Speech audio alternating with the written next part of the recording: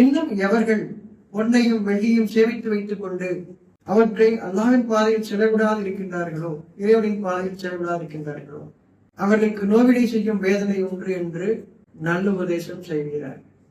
உனக்கு வேதனை இருக்கு அப்படின்னு நல்லுபதேசம் செய்யும். புரியுது? அதை வச்சிருக்கு தண்டனை இருக்குங்கிறது நல்லுபதேசம்.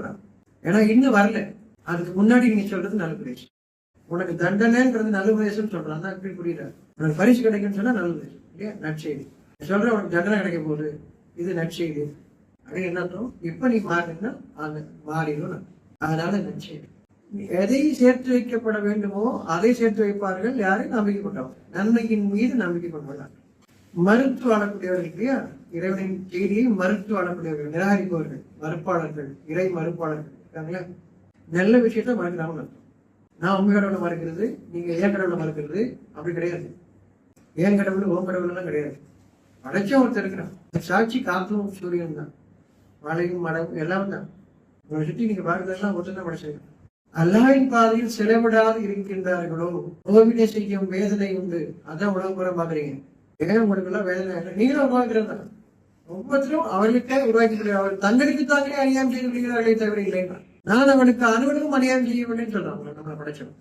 இறைவனின் பாதையில் செலவிடாது இருக்கின்றார்களோ அவருக்கு நோவினை செய்யும் வேதனை உண்டு. அந்த வேதனைக்கு நம்ம அனுபவிச்சிடும். நம்ம செஞ்சது அனுவனும் அநியாயம் செய்யும். நம்ம தெளிவு கேட்கணும். கடவுள் என்ன கேட்கிறோம்? என்னுடைய வாழ்க்கையில் பிரச்சனை இருக்கு, எனக்கு தெளிவு வேணும்னு கேட்கிறோம். என்ன கேட்கிறோம்? எதை சேர்த்து வைக்கணும், அதை சேர்த்து வைக்கல. நம்ம என்ன சேர்த்து வைக்கணும்? தெளிவு சேர்த்து வைக்கணும். நம்ம தெளிவு ஒவ்வொரு நாளும் நமக்கு வாழ்க்கைக்கான தெளிவு தேவை.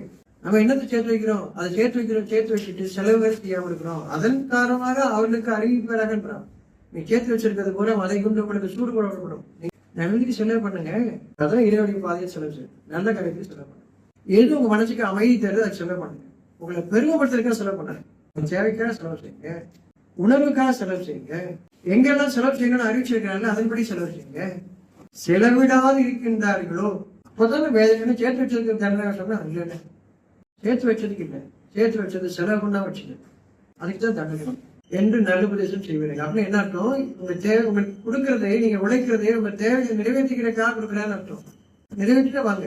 இப்போ நீங்க நன்றி கூறுறீங்கன்னு அர்த்தம், நினைவு கூறுறீங்கன்னு அர்த்தம். நீங்க நினைவு கூறிக்கொண்டும் நன்றி கூறிக்கொண்டும் இருந்தால் உங்களை வேதனை செய்வதால் என்ன லாபம்?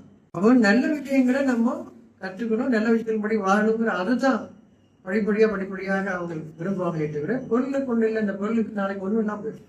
தங்கத்தையும் வெள்ளியும் சேர்த்து வைக்கணும் வேணாம்னு சொல்லல. செலவு செய்யுங்க, செலவு செய்யுங்க, நல்லதுக்காக செலவு செய்யுங்க. அப்போ அதிகமா சேர்த்தவங்களுக்கு என்ன வராது?